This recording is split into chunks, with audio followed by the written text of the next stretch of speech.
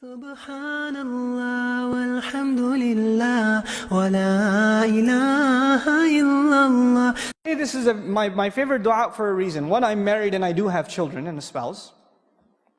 But two, all of us have to appreciate the power of this dua because of the crisis of the world today. The world's fundamental institution of family is under attack. Most of the people here, even Muslims, are not immune from this problem. In many of our homes, the storm that I said, when you find coolness of the eyes, you find refuge from the storm is not outside the house, the storm is inside the house. And you have to get away from home to get away from the yelling and the screaming and the name calling and the insults and the depression and the sadness and the friction between husband and wife and parent and children. Our homes are broken. Brother is not talking to brother. Parents are not talking to children. How many of all the shuyukh, I can bet you, I can almost guarantee you, all of the speakers that have come to this conference, some mother, some father, some husband, some wife has come up to them and said, I've got this problem. I can't talk to my kid. He yells at me. We can't talk anymore. He's doing these things, I don't know how to stop him. My husband, my wife this, my husband this. Subhanallah. This is a crisis inside the home. And what better dua to ask? The exact opposite. You know, the family has become a place of sorrow, of depression, of sadness, of anger, of rage. People feel like they want to escape it. And here Allah tells us to ask so perfectly, so eloquently, that the home should become the place of refuge. It's like the outside world is a storm, and you suffer on the outside, and your refuge, your safe haven, is those doors in your home, is your spouse, is your children. When you see them, your worries disappear. But for most of us, when you see them, your worries begin. It's the exact opposite. But I want to give you a further appreciation of just this remarkable, beautiful phrase and how it's used in the Quran. I want to explain this feeling to you that Allah wants us to have with our families. There's some more elaboration of those feelings. You know, some of the strongest emotion that exists in human existence, the strongest emotion I can think of is the emotion a mother feels for her child. It is the strongest bond. Many of you in the audience are married, and when you're first married, you're obsessed with the husband, you're obsessed with the wife. You are so awesome. No, you're awesome. How perfect Allah makes the pairs. I can't believe you're my husband. I can't believe you're like all weird in the beginning. Yeah. People look at you funny.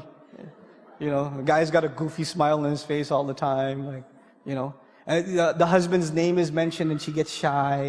You know, 10 years go by. The husband's name is mentioned. Right?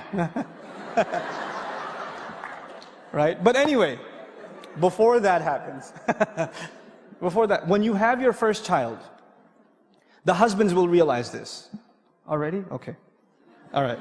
The husbands will realize this. You're talking to your wife about something, the baby's in the other room. The husband doesn't even have the ears for this one. The baby just does a little That's it. That's all it does. And guess what happens to the mother? That conversation is over. He was in the middle of telling her how his day went, and it was a really important meeting, and where are you going? What happened? Spider sense goes berserk, and you go in the other room, and you pick up the child. Nothing comes between who? Mother and child. Nothing comes between them. It is the strongest bond. Now I'm talking to the mothers in the audience for a second. Can you imagine the state of Musa's mother's heart? She puts her baby in the water. You can't even leave your child outside in the hall. You start calling your husband, where is he? Where is he? Where is he? Have you seen him? Have you seen him? Where is he at? You can't stop. You're 30 minutes late picking your child up from school. What happens to you? You know. I know, because I've been late picking up my kids from school before. So I know what my wife goes through. You didn't make it to the airport in time, right? You haven't seen your kids. You know, even mothers, they're in the home and they can't see the child. Where'd you go? Abdul Kareem, where are you? I'm in the bathroom, Mom, relax, I'm here. But there's this desperate, can you imagine her feelings? She's putting her child in what is apparently certain death, because what's behind is even more graphic. So she's in this desperate situation. Does she know what happened to the child?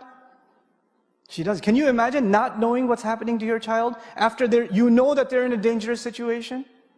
Can you even imagine? Subhanallah. And on the other hand, I want to give you two women's scenarios. On the other hand, and I promise I'll try to finish within 5 minutes, there's another woman who's in a storm. In the same story. She's married to a really bad guy. What's his name? Oh yeah, Fir'aun. And you know, sometimes women are in a difficult domestic situation, and usually in a society like ours, you can call the domestic hotline, you can call the cops if there's abuse, whatever. Now, we don't know if there's physical abuse, but the Quran certainly indicates psychological abuse, so much so that she has to ask for rescue, right? She's in this terrible marriage, and she can't even call the cops. Well, why not? Because he owns the cops. She can't complain to the government, because he is the government. She's got nowhere to turn, so the only place she can turn is who? Allah. She's in the middle of this storm and she can't find a refuge. But when this baby washes up, you know what she says now? Think about this. She picks up the child and she says, qurrota aynin li. He'll be the coolness of my eye for me. He will be my refuge from the storm. He will be my only source of joy because I'm in the middle of sadness. She's with this child, this motherless woman, this childless woman is with this child now, and all of a sudden all her problems disappear. That's her first reaction to this child. Subhanallah. And on a separate note, she said, Li walak, and that I won't discuss with you, but she separated herself from Fir'aun even in that. He'll be the coolness of my eye for me and even for you. Even to Fir'aun. But she didn't say for us, because she doesn't even associate herself with him. Subhanallah, radiallahu anha. Now, one more thing. One last thing. Just about this coolness of the eyes. And why this dua is so beautiful and powerful and eloquent. You know, when a mother has lost her child, which in this case she has, and she is reunited with her child. Can you imagine the feeling of a mother whose child was lost and then she was reunited with it? Can you imagine the tears of happiness? Can you imagine that emotion? Now understand how Allah describes that emotion. Allah tells His favor to Musa alayhi salam. He says, فَرَجَعْنَاكَ إِلَىٰ أُمِّكَ كَيْ تَقَرَّ عَيْنُهَا وَلَا تَحْزَنْ. So we returned you to your mother, so her eyes could become cool.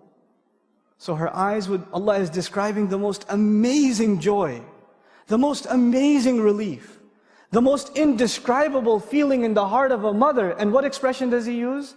The coolness of the eyes, to depict that powerfully. And so we ask Allah, give us from our spouses and our children coolness of eyes. That's what we ask Allah. When somebody said, I want to get married, go further. Not just get married, I want to get married to a spouse that will cool my eyes. That I'll be the coolness of their eyes and they'll be the coolness of mine.